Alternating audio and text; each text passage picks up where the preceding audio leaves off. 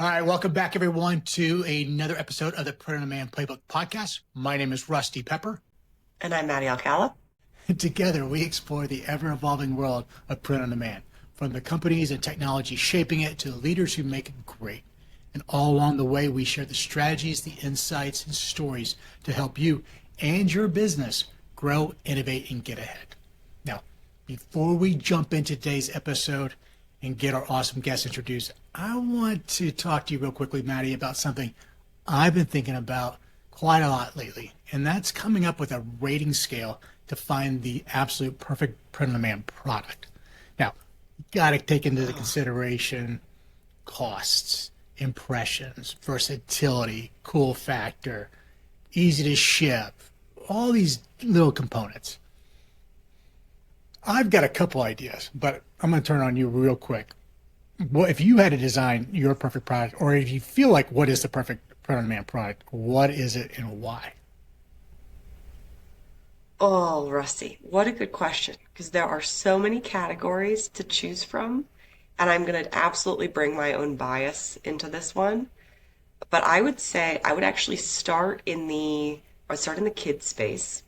I would target all the parents out there. And I'm speaking from very recent bias here, having just entertained a 2.5-year-old in an airport for 7 hours. But I'm going like sticker books, activity kits, like everything related to like portable kid entertainment. They make these things called busy books. But I would do a whole collection of print on demand sticker books and crafts and coloring and all of that because I think it hits those categories. Lightweight, easy to ship. You're not trying to get these like huge clunky products in a box, and just infinite creativity to be able to make something for a little person that's trying to express himself. So that's my answer for you today. It's a very mom-focused answer, but that's the best I got. But I'm going to put it back to you. A bunch of ideas. So what are yours? So you want more targeting the B2C demographic, which I find interesting. Because, I'm a homer for B2B, but I actually believe this die-cut sticker is almost the perfect print-on-demand product. So we both had stickers in our answer, and I look at the sticker because it's low cost, it's very customizable. Yep. You can express yourself. It can be applied to pretty much any flat substrate. You think about tumblers, cool. I mean, you see people walking around with stickers everywhere. Easy to ship, can go in an envelope. I mean, freight's killing everybody in print on demand. It's both B2B, B2C. It's age agnostic, so it doesn't matter if you're old, young. The versatility of it is that you can also put a lot of information in it. So not only be expressive and fun, but you can with QR codes, and you can actually create information and content around it as well. So that's why when I'm kind of trying to come up with the perfect rating scale for it, it's scored up there pretty freaking high. Yeah, it's so funny. You and I went to the same category because we didn't plan this at all. We had no idea what you were going to say as that answer. But yeah, I mean, I'm going sticker books more as like the entertainment category, and a lot of that's driven because I think people will spend like the limit on spending for kids and pets. Like that's a budget category that usually gets blown out. So from a consumer category perspective, I'm like, because I do it, right? Like if it's my cat or my son, like it's a different category of spending and budget. And especially too, if you can keep a little one entertained, but it's the exact same thing, right? So many uses. It's easy, it's portable, it's easy to ship, easy to produce, all that kind of stuff. There you go. Stickers. Yeah. Well, I think being in this space, hey, shipping certain items is expensive, it's costly. The packaging of it, you have to take all those things into consideration, and price points dominate, and I just think it's just a fun product overall. Anyways, that's good. So why don't we go ahead? I'll let you get our awesome guest introduced, and then let's get her answer to this too, because I'm sure she's got maybe something similar or different. I know. I'm excited to get your opinion. So, Lisa, we are so excited to have you join us. Lisa, for anyone listening who doesn't know you, can you give us the quick background? Who are you? Where do you work? What's your career journey? How did you get to where you are today? Yeah, you bet. Well, thank you, Rusty and Maddie, for having me on, and super excited to be a part of this episode. A little bit about myself. So I'm fairly new to the promo industry. I head up the sales and marketing team at the Vernon Company, who is, almost a 125-year-old distributor. And joining Vernon, gosh, now about 5 years, 5 years ago. I still consider myself new. Yeah, time flies. But most of my career has actually been spent in the freight and logistics space, all within customer journey, sales, marketing. That's really been my entire career. And quite frankly, I've been blessed throughout my career to kind of be involved in some large technology projects. So I've kind of see how technology can, make a better customer experience, make a better user experience, lower operating costs. So I think that's really where my passion for technology and applying it to sales and marketing and customer experience plays a big part of that. Wonderful. Well, we're excited to dig into that technology piece today. I know Rusty and I have a bunch of questions for you, but maybe before we go into technology and automation, everything you've been working on at Vernon, you said you're new to the promo industry. I think you're also new to the print on demand space. Would love, because this podcast is more print on demand focused and we cover everything, would love just your quick reaction. What's your impression of print on demand? What's drawing your attention to it? What do you think some of the potential is for the promo industry in particular? Yeah, I think it's been, it has been huge and will be kind of in that explosion part phase, I guess, coming into the industry and just seeing, the number of touches it takes to, get a customer interested in an order, placing an order, managing the order, and looking at that and kind of looking at the technology that helps support that and streamlining that process. And that's really kind of where our journey to print on demand kind of started. It was one of those things coming in as a, new sales and marketing leader, the questions of how are you going to grow the business and quite honestly, looking at operationally what we had, I'm like, we've got to work on streamlining our operations before we're able to scale the business. So it's been a fun journey all along the ways. We've done a lot of investment in technology. POD is certainly a large part of that.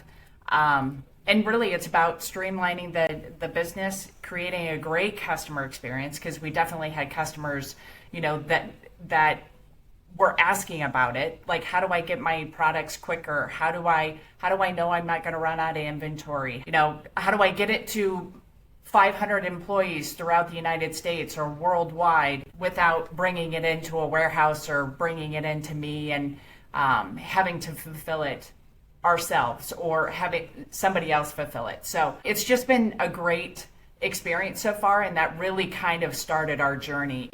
Creating a great customer experience, lowering operating costs or streamlining the operation, and allowing our sales team to truly scale their business without working another 100 hours in a week.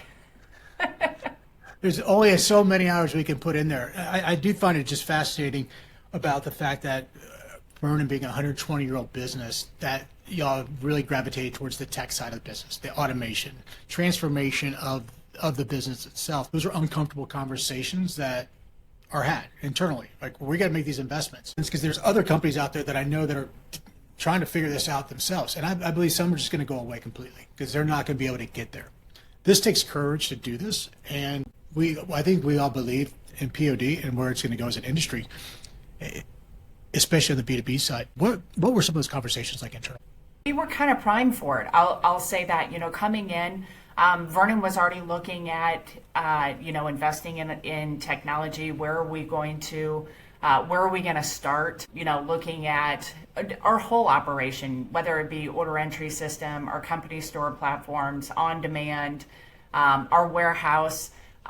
So it was kind of, we actually dialed it back to what our customer, what our team needed, what our company needed, and really what our customers were asking for. So that really kind of started our process and our journey of what does this look like? And quite frankly, it was one of those opportunities to look at it and say, are we gonna build something in-house? Are we gonna do it ourselves? Are we gonna partner with somebody?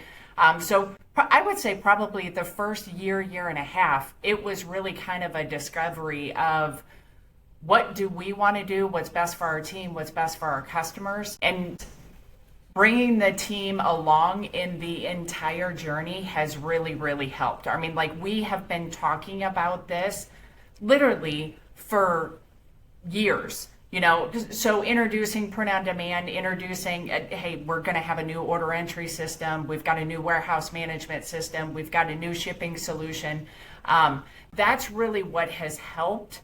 I'm really high on socializing things, so we don't know what it's going to look like in the end, but hey, this is where we're going. We need your help to decide the best path forward. The biggest thing is bringing the team along in the journey and in those conversations has really, really helped. I imagine that too has helped you keep that personal touch that's so, I imagine, part of the business in terms of relationships and values and connections that your team has, not just internally, but with your customers. Is that something that you've explicitly talked about as you've thought about that automation and introduction of technology, of balancing those things, of that human touch that's super important with the very real need for business automation? Yeah, so I'll kind of talk about that on two sides, because the customer side, really with the customers coming to us with pain points, things like that, to really focus on what they need. You look at, like, what are kind of the misconceptions of automation and how does that take the personalization out of it? It really doesn't. I mean, the relationship is king, has been, always will be. The relationships with your customers, the relationships with your team. And that's really where we individualize a lot of this. So that's just, really where we focused. Yeah, that makes perfect sense. And I related to that on the relationship side. How are you managing the mix of talent you have on your team? So I imagine you have seasoned veterans and some newer talent too. Does that help drive some of that shift of different perspectives in the room? Because you talked about socialization. So I'd love your thought on just kind of how those different roles interplay. Yeah, it's again, it goes back to talking about it early and often, talking about going through change. I mean, because it is, it's significantly challenging to, hey, I've been doing it this way for 20 years, 30 years, 40 years. So really talking about it early and often helped cater to both of those. And then it really boils down to the training. I mean, we have some folks that are really tech savvy that pick up on things really, really quickly. And then we have some that we're probably going to have, additional sessions, separate sessions, so they're in a safe space to ask their questions versus somebody who might be a little more advanced. So again, we're catering to the individual, and what they need is super, super important to us. Yeah, because I would think that with automation, as you add more and more layers of automation, it changes the way that your customers are going to interact with you. And you've probably got, just no differently than with your employees, you have customers that have been around a long time and have been used to doing it a certain way. And there's others that are more progressive and are always pushing the boundaries. What's some of the biggest perception risk you've seen with with automation, and how have y'all managed it? I would say the biggest thing with automation and the hesitancy of it, and moving into the POD space, is I don't want to introduce this to my customer because I want my customer to call me for every order. That's the value that I bring. That's the value that I have. And the reality is you're doing your customers a disservice by not introducing the technology, because you're losing sight of, they also protect their time. As it might be time consuming on our side, it's also time consuming on their side. So giving them a solution that makes it easy, quick, and allows them to be successful, giving their team or their customers what they want, was a challenge to overcome, because it certainly was we certainly had conversations or a perception that, hey, nope, I don't want my customer ordering on a website. I want them to come to me. The reality is promo is not a one size fit all. You will have people who want the POD demand. Doesn't mean that fulfillment's going to go away. Doesn't mean that the drop ship orders are going to go away. Doesn't mean that the kitting solutions, graphics, printing all of those needs are going to go away. This is just kind of another feather in your hat and another solution to present to your customers, to help increase the value and the, I guess, the knowledge that you have to give to your customers, so they find more value in you and they appreciate you. So definitely one of the challenges and kind of the misperceptions that that we hear, for sure. Related to that, have you had to do a lot of education around POD? What is it, how it works, and have you run into misconceptions from your team just about print on demand in general as well? When we started this journey, it was more about it's a single item. It allows you to, have a good offering to your customers, but it's one item. It's, one tumbler, one shirt, one whatever it is, and educating and even learning through our journey that it's not about just one. If you want to order 100 shirts, you can absolutely do that. It's about the process, the streamlined process of the ordering system versus quantity. So yeah, it's been an evolution of a journey of giving training and educating our team, and it's not going to stop. I mean, where we are at today is not going to be where we're at tomorrow, is not where we're going to be at 30 days from now, because we are constantly evolving what it offers. And POD, the technology that we have and the integrations and, the suppliers getting on board in this space is, it's moving very, very fast. So it's just constant. And related to that, what advice would you give other distributors or people in the space that are going down this path? I mean, I'm curious now that you're a few years into this journey. If you could do it again, what would you give advice? Yeah, I think one, socializing, education is a big part of it. And the largest thing is however you get into this space, make sure it's flexible. There is, even in the time that we've started our journey to where we're at today, there's so many more possibilities. There's so many more changes. Our journey is truly an evolution. So ensure that you can flex with your customer needs, flex with your team needs. It's just amazing how fast everything is moving now. So making sure whatever infrastructure you build upon is flexible and you can change it as you go. I mean, when we launched our POD, we still have a laundry list of 30 other enhancements we want to make, whether it's customer needs, other suppliers that we want to integrate with. That's the biggest thing that I would say, is build something that's flexible and can change quickly. Yeah, it seems like when it comes to technology, that's a really key point of it, because it's never going to be perfect from day one. It's how you use it and how your customers use it. You've almost got like a living beta where you're putting pressure in certain areas and seeing what's going to be adopted, where people are going to gravitate towards, where's the friction, and then you just continue to mold it and shape it in your likeness and the way that the business needs it to go.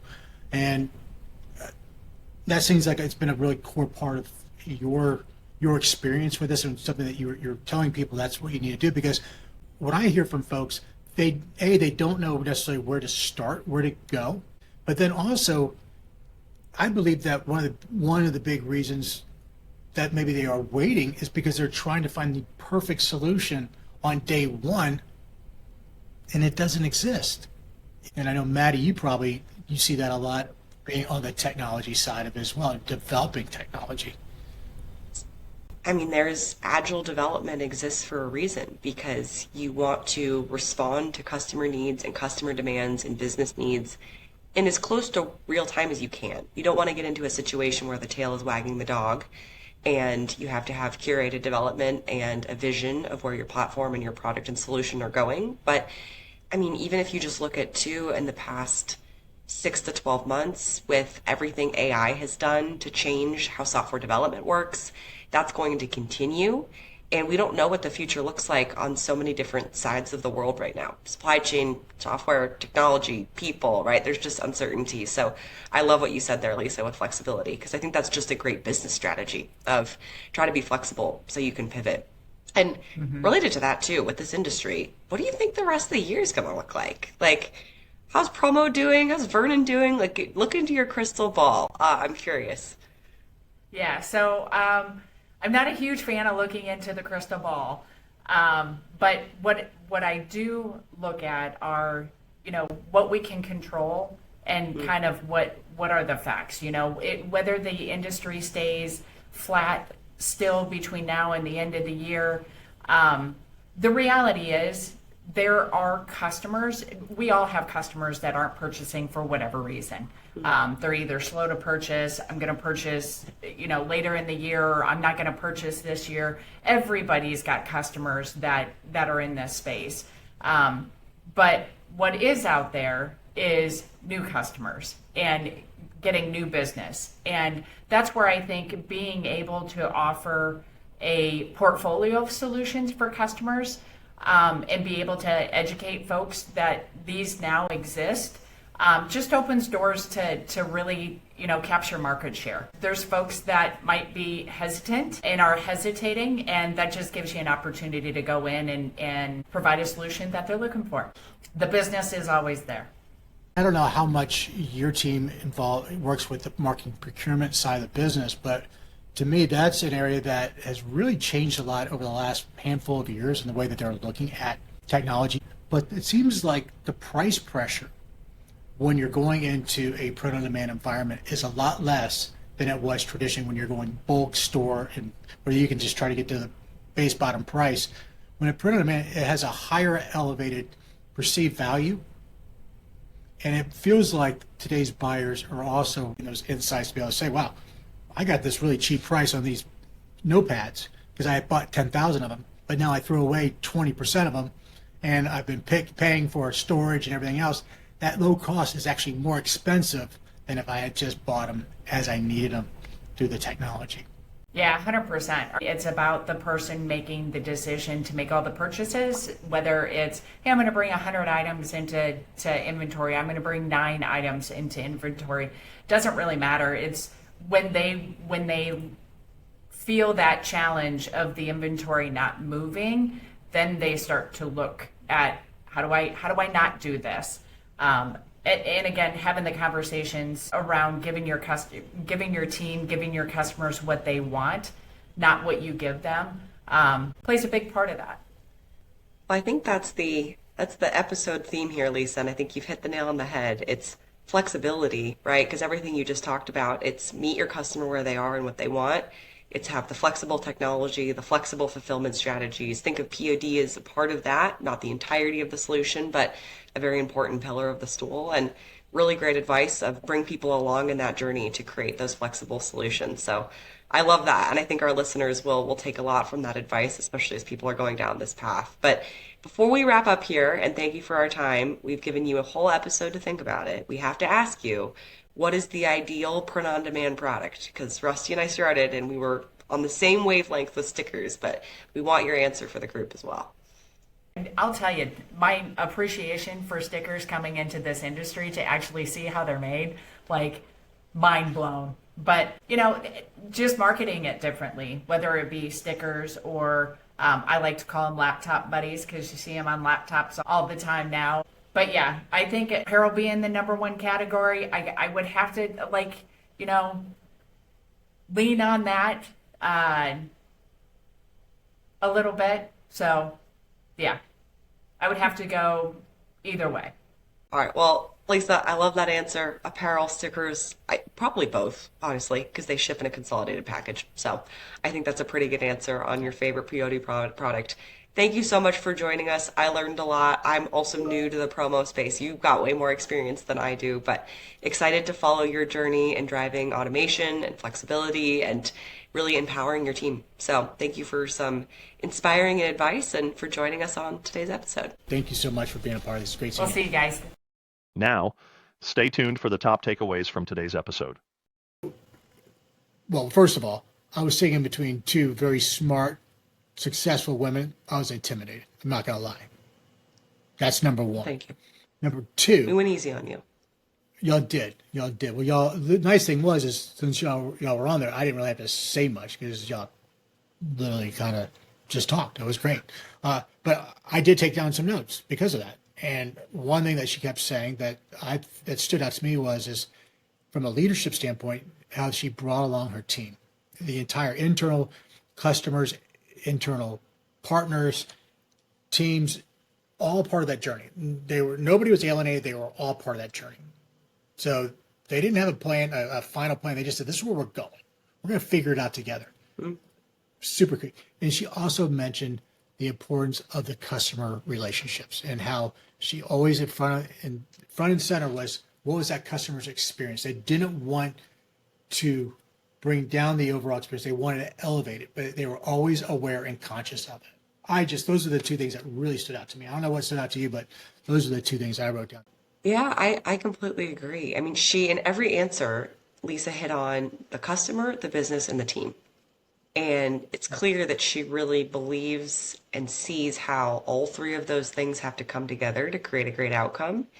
And I loved what she said. I wasn't joking at the end. We should put stickers out and says, give your customer what they want, right? And meet them where they are. She's got a tagline there, which I think is great because ultimately it creates this solutions mindset. And then she's bringing her team along as she creates those solutions. And she's also doing it from this lens of automation and transformation, which adds business efficiency. So I think regardless of if you're an old, well-established, very well-respected company like Vernon that's been around for 120 years, or you're even just a small startup, those are great pieces of advice as you think about building your business and delivering for your customers. And obviously within the lens of POD, it's so applicable because it really does change the customer experience, it changes the team experience, and changes the business economics. And she really has a grasp of that. Yeah, no, and we definitely could make a bumper sticker out of it because we said stickers were like the number top product that you and I would. I know. Call for the print on demand, so it's got to be a sticker. I know a vendor. I know a company. Between the two of us, we probably know a lot of vendors. I think we got. So, anyways, all right. Well, hey, thanks everyone for tuning in to this week's edition of the Print on Demand Playbook podcast. Until next time. Good to see you all next time.